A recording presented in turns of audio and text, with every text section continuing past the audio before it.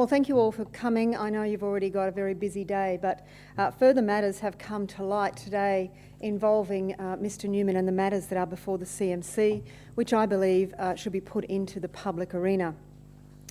You know that Mr Newman gave an extensive interview on Lateline last night, and I've already made comments today on a number of matters on which I believe Mr Newman was less than honest in his interview with Tony Jones. During that interview, Mr Newman made the claim that he had little more than a passing acquaintance with Mr Philip Usher, the man who is at the heart of the issue being considered by the CMC. He indicated that he knew Mr Usher only as he would know other businessmen, and that he had not met with Mr Usher for many, many years. Mr Usher, just to remind you, is the individual who is now being assessed by the CMC for involving the matter where 7 different donations in 7 different company names were paid into Mr Newman's personal campaign fund in the lead up to a decision by the Brisbane City Council while Mr Newman was Lord Mayor that saw Mr Usher's properties approved in a way that was non-compliant with the local planning area. What this all adds up to is a lot of questions. Today, the Australian Labor Party has yesterday afternoon done an ASIC search of Mr Philip Usher's companies, and this morning it's come to light that one of the companies owned by Mr Philip Usher, a company called Puxla No. 8, is in fact had listed its principal place of residence as 10 Downing Street, Spring Hill. 10 Downing Street, Spring Hill is a property owned by the Monsor Family Trust. So one of Mr Newman's biggest political campaign donors has been running one of his businesses out of a property owned by Campbell Newman's family. So Mr Newman wants Queenslanders to believe that he knew nothing about these donations and that he knew nothing about this property development application. At the same time as this development application was being considered by the Brisbane City Council, the developer concerned was running one of his businesses out of a house in Spring Hill owned by the Newman family. This property at 10 Downing Street, Spring Hill, is a property that will be very well known to Mr Newman. It is a property that was the headquarters for Mr Newman's campaign for the mayoralty in 2004. It is also the property that is the registered property company address for the flood technology company that the Newman family set up immediately after Brisbane's floods.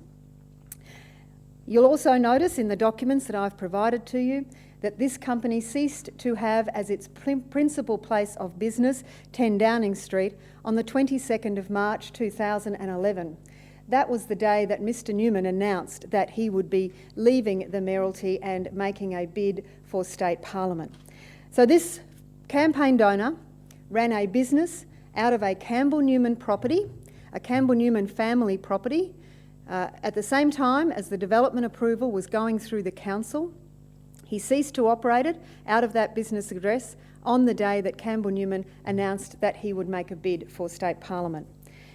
Mr Newman has sought to tell people that he knew nothing, and he made all of these claims again last night, that he knew nothing about this project, that he knew nothing about the campaign donations. Mr Newman can no longer pretend that he knew nothing about these donations and that he knew nothing about these projects.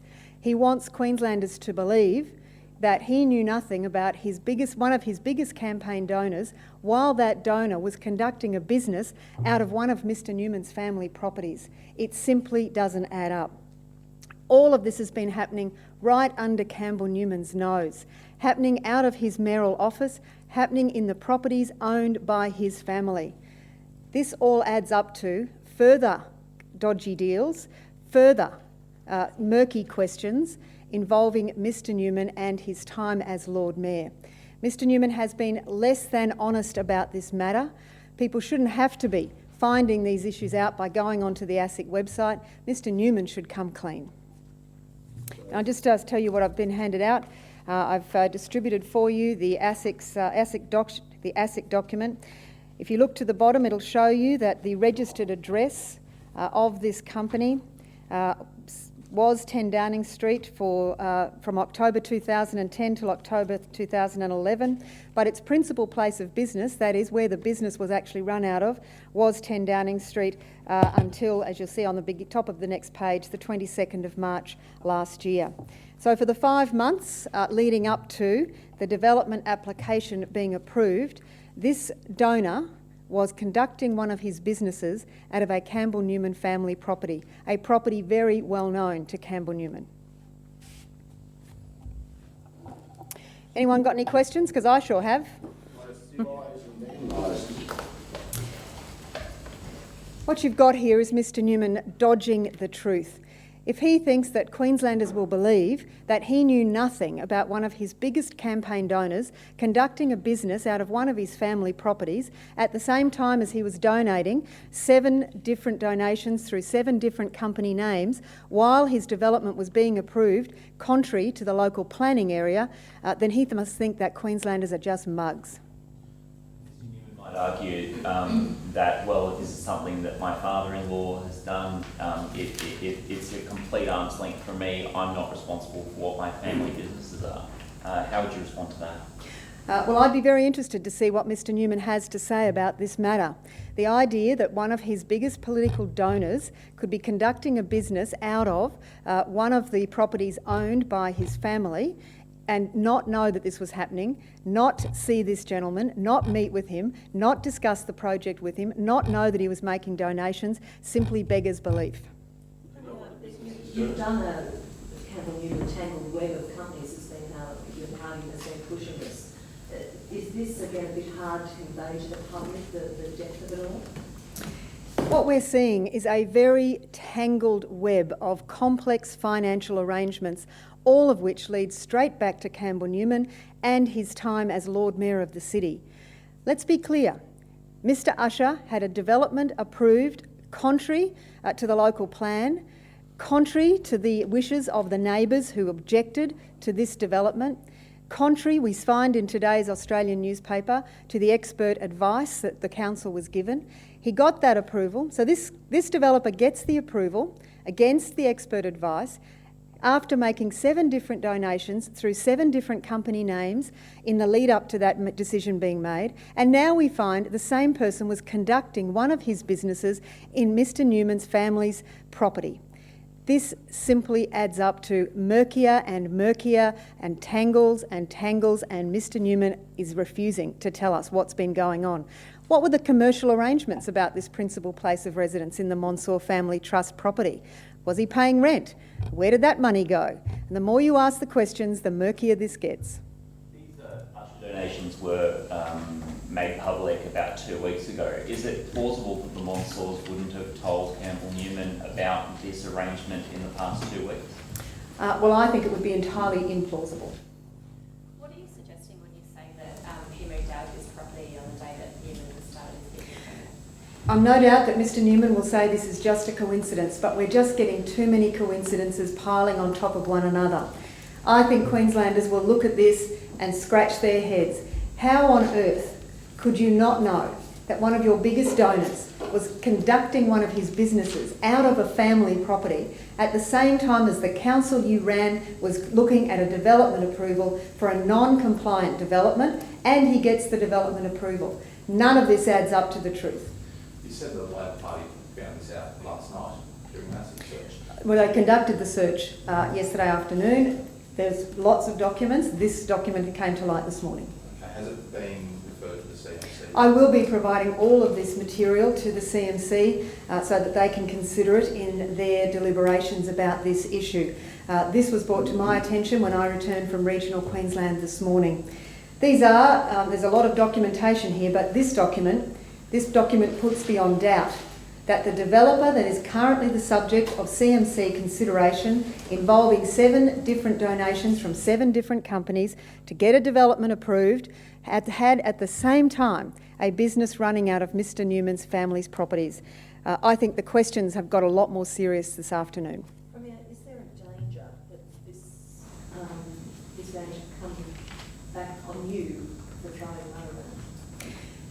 What we've got here is some very serious questions involving political donations, development approvals, and company relationships that are very tangled. I think Queenslanders should be asking the questions. I know many Queenslanders are. They're certainly talking to me about it on the campaign trail. These questions are questions Mr Newman doesn't want to answer, but Queenslanders are entitled to these answers if Mr Newman expects them to consider him for the top job. Do you believe that a letter threatening the ALP with defamation action, do you worry that might be an outcome of this? Well, in relation to that letter, can I say I think none of your stations would be running, and I know you don't have a station, but none of your stations would be running this material if they had legal concerns about it. And I note again that Mr Newman has not denied any of the assertions made in that material. Sorry to get into minutia, but 10 Downing Street, is it the Mansour family? It's the Mansour Family Trust. So you might think that maybe the developer was trying to influence the Mansour family in connecting to Newman, Campbell Newman. Well, that's one question that could and should be asked, I would suggest. I should say in relation to that, there are a number of companies owned by the Mansour Family Trust that are registered at that address, including, as I said, the Magella Flood Technology Company. Does the Labor Party have more evidence yet? Not that I'm aware of. This is material that came to light after an article in the Australian newspaper and after the confirmation by the CMC that they were investigating this matter. Can you categorically deny as well about that interview last night? Campbell was alleging that the Labor Party were also providing the Australian with this sort of information to base their reports on? Well, I think anyone who knows Michael McKenna knows that you're dealing with one of the most senior political journalists in Australia. Mr McKenna, I know, has been talking to local people who haven't been happy with the approvals that have been given in their local neighbourhood. So that's a no? That's a no. Yeah. Do you think that with all of the evidence that you have so far, can you say Campbell Newman is corrupt? Do you have the evidence to say that? I don't think that's a judgment for me to make. Ultimately, we have investigative authorities here in Queensland who look at the material and draw the conclusions. What I'm saying is that these are very serious questions. These matters are getting murkier by the day. Mr Newman didn't tell anyone in relation to the Usher donations and the Usher development that Mr Usher had one of his businesses operating out of one of Campbell Newman's family's properties. What else has Mr Newman not told us? Campbell Newman was bragging last night about correspondence that he's had from the CMC telling him that he's not actually under investigation himself. What's the likelihood that this new information will cause them to turn their attention to him? Oh, look, I'm not in a position to make those judgments. What I think we've seen from the Crime and Misconduct Commission over many years is a fiercely independent body that takes their independence seriously.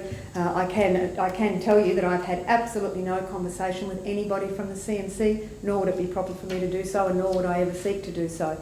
They will conduct themselves independently, as they always have. And I think if you look at the work that they've done in the last decade, you'd have to say that they take their work seriously, they conduct their investigations very rigorously, and they do it without fear or favour of any side of politics. What's the prospect of these matters being dealt with by the CMC before the election? And if not, is that unfair that all this is out there and the CMC have a very decided? Look, I can't make a judgment about the pace at which they could do this work, and I don't know what work would have to be done. That's something obviously entirely a matter for them. In relation to whether or not raising these matters are of concern, well, I think they're very concerning matters, and these matters are being raised largely because Mr Newman has failed so comprehensively to be open with us. These issues came into the public arena in October last year when Mr Newman refused to tell us what his financial interests were. They were dragged kicking and screaming out of him. And when he finally declared his interests, after a long period of time, people were able to see that some of those interests directly conflicted with his role and his public duties while he was Lord Mayor of the city. Premier, will you give this information to the CMC this afternoon? Yes.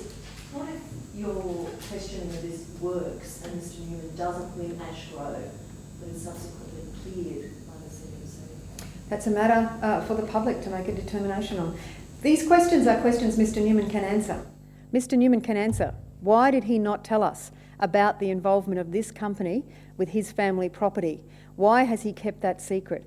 When did he last meet Mr Usher? What is the nature of his friendship and relationship with him? He said on the program last night that he hadn't seen him for many, many years. You know, frankly, I just don't find that plausible. This guy is operating a company out of a property very well known to Mr Newman and owned by his family. It just doesn't add